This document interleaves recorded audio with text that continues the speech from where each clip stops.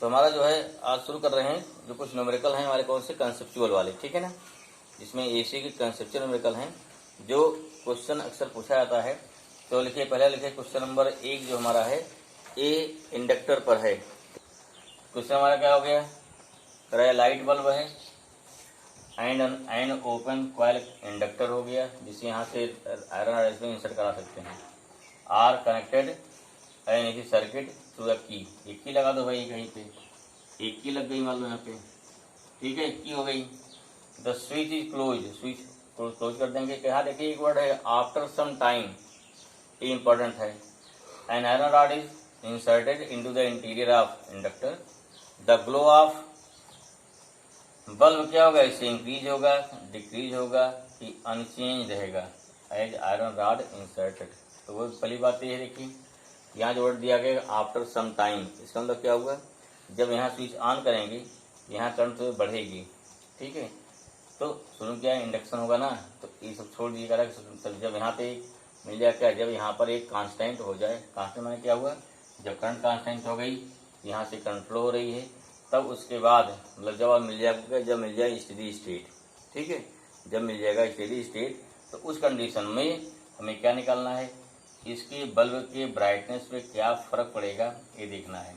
तो वो देखो क्या हो जाएगा, यहाँ इसमें आयरन रॉड इंसर्ट करा रहे हैं। तो हम जानते हैं कि जब मान लीजिए किसी भी कॉइल में आयरन रॉड अगर इंसर्ट करेंगे तो उससे क्या होता है, जो आयरन रॉड के इंसर्ट करने से इसका इंडक्टेंस बढ़ जाएगा। अगर सेल्फ इंडक्टेंस बढ़ जाएगा, एज यू नो एक्सएल क्या होता है ओमेगा एल, उससे क्या होगा आपका, उससे इंडक्टिव रिएक्टेंस बढ़ जाएगा। अगर ये रिएक्टिव इंडक्टेंस में क्या जस्ट लाइक क्या होता है रेजिस्टेंस, अगर रेजिस्टेंस बढ़ गया तो रेजिस्टेंस बढ़ने से वोल्टेज ड्रॉप यहाँ बढ़ जाएगा, यहाँ वोल्टेज ड्रॉप क्या हो जाएगा, घट जाएगा, क्योंकि यहाँ बी तो कांस्टेंट रहेगा सोर्स ना, इसको ऑन कर दे रहे हैं, तो इसलिए क्या हो जाएगा, इसलिए जो ब्राइटनेस क्या होगी इसकी डिक्रीज हो जाएगी ना। ये के यहाँ से इंक्रीज करने से क्या हो गया, यहाँ एक्सेल बढ़ेगा और एक्सेल बढ़ने से ब्राइटनेस क्या हमारी ये डिक्रीज जाएगी। यही इतना लिख देना है, ये इसका आंसर है। क्या हो जाएगा भाई, सिंपल लिख देना है, when iron rod inserted into inductor then self inductance of coil is increases and therefore inductive reactance बोलेंगे, ठीक है ना, एक्सएल ही आल्सो इंक्रीज, ठीक है। अगर एल इंक्रीज करेगा तो एक्सेल इंक्रीज करेगा, अगर एक्सेल इंक्रीज किया तो I equal to B upon XL होता है, तो आई डिक्रीज करेगा। देयरफॉर क्या हो गया, therefore the brightness of bulb is decreases, ठीक है। तो हमारा सिंपल इसका आंसर हो गया, लिख लेंगे, ठीक है भाई, ऐसा समझ में। चलिए आगे देखें फिर इसके बाद क्या है। हाँ क्या भाई, मैं क्वेश्चन दूसरा हो गया, so that in free oscillations of LC circuit the sum of energies stored in capacitor and क्या हो गया, inductor is constant in time. यहाँ सम ऑफ एनर्जीज ना, मतलब क्या है, जो बता चुके हैं कि एनर्जी कैपेसिटर कहाँ जाती है, इंडक्टर में। मीन्स जब एनर्जी कहाँ होगी, कैपेसिटर में, तो हो गया in form of electric energy, पहुंचेगी उसमें इंडक्टर में, क्या हो जाएगा, इन फॉर्म हो गया magnetic energy. This means electric कहाँ बदलती है, मैग्नेटिक में, मैग्नेटिक बदलती है इलेक्ट्रिक में, लेकिन टोटल एनर्जी क्या होगी, ऑलवेज कंजर्व रहेगी, कांस्टेंट रहेगी, ठीक है।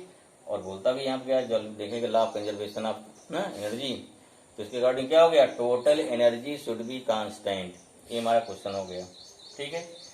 चलिए शुरू कैसे करेंगे भाई, देखो सोल्यूशन पहले क्या जान लेंगे, क्योंकि क्या है ये हमारा एलसी ऑसिलेशन है। अगर एलसी ऑसिलेशन में हो रहा है तो उसमें फ्रीक्वेंसी हम लोग पढ़ चुके हैं, क्या होता है, इक्वल टू 1/2 पाई अंडर क्या होता है एलसी, पढ़ो ना इसको, ठीक है। तो नोट करिए, हैं as we know that, as we know that, ठीक है ना, क्योंकि यहाँ सर्किट क्या ऑसिलेशन है, एलसी ना, क्या हो गया, एलसी ऑसिलेशन है, ठीक है ना। Know that during LC oscillation during LC oscillation, ठीक है ना, during LC oscillations the frequency कितनी आती है। देखो यहाँ क्या दो फार्मूला है हमारा, इससे अगर बात करते हैं, एफ इक्वल टू कितना आता है, ये तो 1/2 पाई अंडरवुड एलसी पढ़े ना, ठीक है, इतना लोग पढ़ा गया है। ठीक है, या कितना हो गया पाई दल कितना हो गया 2 पाई एफ, ये कितना आ गया 1/√LC आएगा, इसे क्या बोलते हैं ओमेगा। ठीक है ना, 1/√LC, इसको याद रखना नंबर 1, ये फॉर्मूला पढ़ चुके हैं। ठीक है, अब हमारे इनिशियली क्या ध्यान दीजिए, इनिशियली क्या होता है, शुरू में स्टार्टिंग में कैपेसिटर फुल्ली चार्ज होता है, तब क्या है वो डिस्चार्ज होता है थ्रू इंडक्टर। नाउ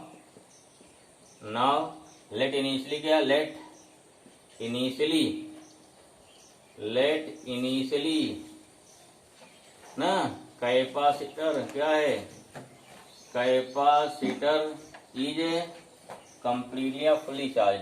क्या हो गया, ये पूरा चार्ज है भाई, फुल्ली चार्ज। अब ध्यान दीजिए, अगर पूरा चार्ज है, ठीक है, अब क्या जब उस पर इंडक्टर के थ्रू डिस्चार्ज होगा तो टाइम साथ चार्ज घटेगा। ठीक है, सर्किट में ही तो है ना, सिद्धार्थ मालिक क्या, देखो ये क्या है, ये आपका इंडक्टर हो गया, यहाँ क्या है कैपेसिटर हो गया। ठीक है, शुरू में क्या भाई, ये पूरा चार्ज हो गया, ये पूरा क्या हो गया, चार्ज हो गया। अब देखिए पूरा चार्ज है, फिर टाइम साथ डिस्चार्ज होगा। इनिशियली क्या है, when t equal to 0 then it है मैक्सिमम चार्ज। इफ इट है maximum charge then what should be equation क्या होना चाहिए, देयरफॉर क्या हो गया, इक्वेशन ऑफ चार्ज क्या हो गया, चार्ज ऑफ क्या हो गया, चार्ज कैपेसिटर। ठीक है ना, चार्ज कैपेसिटर क्या हो जाएगा, देखो कैपेसिटर। ठीक है ना, ये हो गया Q इक्वल टू, देखो Q0 cos ओमेगा टी है। भैया साइन क्यों नहीं लिया इसमें, ये समझिए, why we can't take sine, simple सा भाई, अगर t 0 करोगे ना, जब t 0 किया तो cos 0 कितना होता है, 1 होता है, टोटल चार्ज कितना हो गया, Q0 हो गया, मैक्सिमम चार्ज हो गया। Q0 क्या है, Q0 is the maximum charge. और अगर मान लीजिए यहाँ देते क्या, अगर हम लेते Q equal to Q0 sine omega t लेते, तब क्या होता, साइन ओमेगा टी लेने पर यहाँ जब t इक्वल 0 करते, यहाँ चार्ज कितना 0 होता।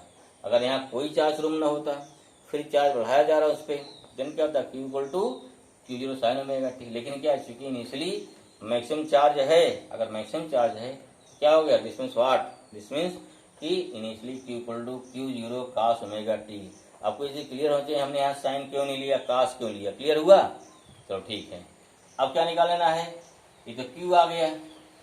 अब जब चार्ज फ्लो होगा, करंट फ्लो होगी, देयरफॉर क्या नहीं, करंट निकालो, देयरफॉर इलेक्ट्रिक करंट क्या हो गई ना, इलेक्ट्रिक करंट ड्यूरिंग डिस्चार्जिंग ना भाई, जब डिस्चार्ज करंट चलेगी ना, क्या हो गया, ड्यूरिंग क्या हो गया, डिस्चार्जिंग। ठीक है, डिस्चार्जिंग ऑफ कैपेसिटर, ठीक है ना, कैपेसिटर थ्रू क्या हो गया, थ्रू इंडक्टर, थ्रू हो जाएगा थ्रू इंडक्टर। ठीक है भाई, ऊपर मिटा रहे हैं। हाँ, चीजें देखो ध्यान समझिए, बहुत इंटरेस्टिंग चीजें हैं, ऐसे रट लिया कोई बातें नहीं भाई, हर चीज प्रयास जाने प्रयास कीजिए कि इसका क्यों ऐसा रीजन क्या है। चलिए कितना आ जाएगा, यहाँ I इक्वल टू क्या होता है, rate of flow of charge, कितना हो गया dq/dt कर दो, कितना है Q0 इंटू कितना cos ओमेगा टी आ गया, या कितना Q0 बाहर निकालो, d/dt cos ओमेगा टी आ गया। ठीक है भाई, कितना आ गया, cos ओमेगा टी का होता है क्या, differentiation, this imply that I equal to minus होगा ना, मैंने Q0 माइनस ओमेगा, ये हो गया साइन ओमेगा टी, और कितना हो गया I इक्वल टू हो गया minus Q0 omega sine omega T. इसको आप चाहे देखा यहाँ IT लिख सकते हो, यहाँ पे उससे कोई फर्क नहीं पड़ता है। अगर यहाँ IT लिख क्या शो करेगा कि current I is a function of time, ये तो है ही हमारा है, अंडरस्टूड है। ठीक है, तो इसे बुक में दिया गया था, आप चाहे IT लिखो चाहे सिंपल आई लिखो चलेगा, दिक्कत नहीं है। ठीक है, हमारा करंट हो गया, क्लियर हो गया, ये करंट होगा। क्या निकालना है, अब निकालना है कि टोटल कितनी आएगी इलेक्ट्रिक एनर्जी स्टोर्ड, फिर क्या निकालें, टोटल मैग्नेटिक एनर्जी स्टोर्ड, फिर दोनों को जोड़ लीजिए भाई, वही दोनों आंसर आ जाना चाहिए, फिर कांस्टेंट आ जाना चाहिए। आगे तो इसकी क्लियर, ठीक है। यही गड़बड़ होता है क्यों लिया गया। अब अगर ये चीज क्लियर है, Q equal to Q0 cos omega t clear है, तो इस क्वेश्चन के आ जाने में कोई दिक्कत आपको नहीं होगी। चलो क्या गुना हो गया, ये हो गया माइनस Q0 ओमेगा इंटू कितना हो गया sign omega T. Question number कितना 2 हो गया भाई ये। चलो अब क्या निकालेंगे, नाउ क्या हो गया, इलेक्ट्रिक एनर्जी स्टोर्ड, क्या निकालेंगे, इलेक्ट्रिक एनर्जी या electric potential energy, potential energy stored कहाँ पर, इन कैपेसिटर। स्टोर करिए भाई, इन कैपेसिटर कितना आएगा, तो क्या हो जाएगा, हमने क्या बताया, electric potential energy stored in capacitor क्या हो गया हमारा, U इक्वल टू 1/2 पढ़ो ना, Q square upon C equal to half CV square होता है, E equal to half QB होता है, ठीक है। क्लियर हुआ। चलो अब क्या होता है, यहाँ होगा 1/2 Q0 cos ओमेगा t का होल स्क्वायर अपॉन C हो जाएगा। इसको ब्रेक कर दोगे, Q0 square cos square omega t upon 2C हो गया। ये कितना हो गया, ये वैल्यू होगी UE आ गई। अब क्या निकालेंगे, अब निकालेंगे कितनी हमारी होगी मैग्नेटिक एनर्जी, इक्वेशन 2 हो गया ना, 3 निकालिए, कितनी होगी मैग्नेटिक एनर्जी, नेचर दिया वाला magnetic potential energy, magnetic potential energy, potential energy stored in inductor, कहाँ पर, इन हो गया इंडक्टर में कितना एनर्जी स्टोर होगी ये निकालना है, ठीक है। कितना हो जाएगा भाई, आप पढ़ चुके हो भाई, जो बोलते हैं यूबी, ये होता है हाफ LI स्क्वायर, याद आ रहा है, ये भी प्रूफ कराया गया है। इसका प्रूफ इम्पोर्टेंट है, एग्जाम पूछा जाता है, ध्यान रखिए, इस याद कर लीजिए, ठीक है। Half LI square value put करो, हाफ LI कितना आया है, देखो पीछे I कितना आया है, माइनस ओमेगा, कितना जल्दी बोलो, हाँ I कितना आया है, सोचो फट से। तो ठीक भाई, यूबी हमारा कितना हो गया, हाफ LI, इसको बताया हमने आपको, यहाँ क्या कर दिया, I की वैल्यू पुट कर दिया। अभी क्वेश्चन नंबर 1 देखो पीछे लिखाया गया ना, इसको कर दो स्क्वायर, तो हाँ क्या हो गया, L हमारा L/2 हो गया omega square Q0 square sine square omega T. यहाँ इसको हटाना ओमेगा, ये पीछे भी शुरू में निकाल दिया था, ओमेगा कितना होता है, ओमेगा इक्वल टू 1/रूट LC आता है। ये कितना हो गया, ओमेगा स्क्वायर कितना हो जाएगा, 1/, कितना हो गया LC आ जाएगा। Now put in value of omega square here, तो we obtained here L Q0 square sine square omega t upon क्या हो गया, ओमेगा स्क्वायर को 1/LC आ गया। अब देखो यहाँ से L कैंसिल हुआ, अच्छा कितना यूबी आ गया, यूबी आ गया Q0 square sine square omega t upon हो गया 2C, क्वेश्चन 4 हो गया। यहाँ यूबी आ गया, यहाँ यूबी आ गया। अब दोनों को ऐड कर दीजिए, अब दोनों को ऐड कर दीजिए। आई होप इसमें कंप्लीटेड, नहीं कंप्लीट कर पाए वीडियो पॉज करिए, देन क्या है कंप्लीट करिए, ओके। चलिए अब क्या निकालेंगे, टोटल एनर्जी, देयरफॉर हो गया, देयरफॉर टोटल एनर्जी निकालना है, यहाँ लिखिए therefore total energy, total energy कितना हो जाएगा, U इक्वल टू हो गया UE प्लस कितना हो गया UB, ओके। कितना पे आया, EB आ गया, UE आ गया, दो वैल्यू जोड़िए, कितना this thing U equal to UB हो गया UE पहले है Q0 square cos square omega t, cos square omega t upon 2C, ठीक है ना, प्लस क्या है Q0 स्क्वायर, ये हो गया sign square omega t upon twice 2C आ गया, ठीक है। जो जोड़िए कितना हो जाएगा ये चीज, this means U equal to आ जाएगा कितना Q0 स्क्वायर अपॉन 2C आ गया, यहाँ कितना आया cos स्क्वायर ओमेगा टी आया plus sign square omega T आया। वैल्यू कितनी हो गई इसकी, 1 हो गई ना, इक्वल टू कितना हो गया Q0 स्क्वायर। अब देखो C कांस्टेंट है, कैपेसिटर है, कैपेसिटेंस, और साथ साथ यहाँ Q0 कांस्टेंट है। इसलिए क्या हो गया, this implies that U equal to constant. क्या हो गया, U हमारा कांस्टेंट हो गया, यही आपको प्रूव करना है। ऐसा में चलिए ठीक, वेरी गुड। एक और लेते हैं, क्वेश्चन है कंसेप्चुअल, बाकी सब आसान है। तो हमारा क्या है नेक्स्ट क्वेश्चन, जो काफी इंपॉर्टेंट है, 7.10। ये पूरा कंसेप्चुअल है, तो आप इसको जानते भी है, देखेंगे हर जगह में, ठीक है ना।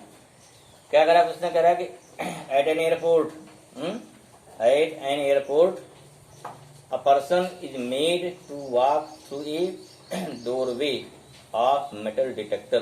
देखा ना क्या होता है, आप घुसते हैं तो क्या वहाँ पे अगर एयरपोर्ट गए हैं तो वहाँ मेटल डिटेक्टर लगा होता है। आजकल तो क्या, पहले तो लगा जब जिसमें एनसीईआरटी बनी होगी ना, तो उसमें क्या है, उसमें केवल मेटल डिटेक्टर कहाँ होता था, एयरपोर्ट पे ही लगता था। अभी क्या है, अभी हर जगह लगता है, कोई मॉल है वहाँ लगता है, या अभी देखो अपने फैजाबाद में कचहरी में हर जगह लगा हुआ है, लगता कहाँ पे, ठीक है, समस्याएं जहाँ पे हैं लगता है वहाँ पे। अब देखो क्या कंडीशन है, उसमें साइंस क्या पूछी जा रही है, करा मान लीजिए क्या, this is the metal detector लगा हुआ है यहाँ पे ना, डोर है ना, आपको इस डोर से, अगर इस डोर से क्रॉस होना है तो क्या है, उस कंडीशन में हमें क्या, इस मेटल डिटेक्टर से क्रॉस होना पड़ेगा, जाना पड़ेगा, ठीक है ना। ये चलो ये हो गया, आप मान डोर बना दिया। अब देखो यहाँ से आपको पास होना भाई, लगा होगा, ठीक है, ये हो गया हमारा है। अगर आप फॉर सिक्योरिटी रीजन, क्यों लगता भाई, फॉर सिक्योरिटी रीजन ना, जिससे हम कोई मेटल का सामान या कोई धारदार हथियार या कोई कुछ ना वेपन्स कोई अंदर लेके ना जा सके ना। अब देखो इफ सी और ही दोनों कोई ले सकता ना, ठीक है, हमेशा क्या है शंका कहाँ होती ही पर, लेकिन ऐसा काम सी भी कर सकती है, ठीक है। If he Scratchy or he is carrying anything made of metal, the metal detector emit a sound on what principle does the detector work। ठीक है, क्वेश्चन हो गया, ठीक है। तो ये जो है किस प्रिंसिपल काम करेगा, इसमें चैप्टर एसी का है, क्या पता लग गया, एसी का है तो जायज एसी कोई चला जाएगा, लेकिन एग्जाम में आ गया। देखो क्या, अगर इसका लॉजिक सही क्लियर है, अंदाज का आंसर लिखेंगे तो क्वेश्चन पढ़ते ही एक लाइन पढ़ते ही पता लग जाता है कि आपका आंसर क्या लिखा गया, अंदाज के, या क्या लिखा गया है, या लिखा गया है पढ़ के जो आप जानते हैं, ठीक है ना। पहली बात तो क्या है कि मेटल डिटेक्टर के वर्क करने का प्रिंसिपल क्या है, होता है प्रिंसिपल ऑफ रेजोनेंस। मतलब यहाँ इसके अंदर कुछ सर्किट लगी होती है, उसमें क्या होता है, उसमें एल और सी और आर ऑटोमेटिक अपने आप इंक्लूड होता है ना, क्योंकि प्योर इंडक्टर नहीं बन सकता है। इंडक्टर जो बनाया जाता है तो उसमें क्या, आर ऑटोमेटिक अपने आप इंक्लूड हो जाएगा। कैपेसिटर की प्लेट है वो भी किसकी रहेगी, कंडक्टिंग प्लेट रहेगी ना, तो उसका भी आर क्या है, जीरो नहीं होता है, इसलिए आर अपने आप इंक्लूड है, ठीक है। क्या होता है, पहले प्रिंसिपल क्या हो गया, पहले अगर क्वेश्चन आएगा कि किस प्रिंसिपल पर काम करेगा, किस पे काम करेगा, रेजोनेंस पे। रेजोनेंस क्या होता है, जिसमें क्या होता है X L equal to X C, this is the condition for resonance, जिसमें क्या होता है इंडक्टर क्या, कैपेसिटिव रिएक्टेंस इक्वल टू क्या है, इंडक्टिव रिएक्टेंस, उस समय क्या है, उसमें करंट मैक्सिमम होती है। क्वेश्चन दो क्या है, सेम आंसर क्या रहा है, the metal detector works on the principle of resonance in the circuit या इन एसी सर्किट, ये प्रिंसिपल हो गया।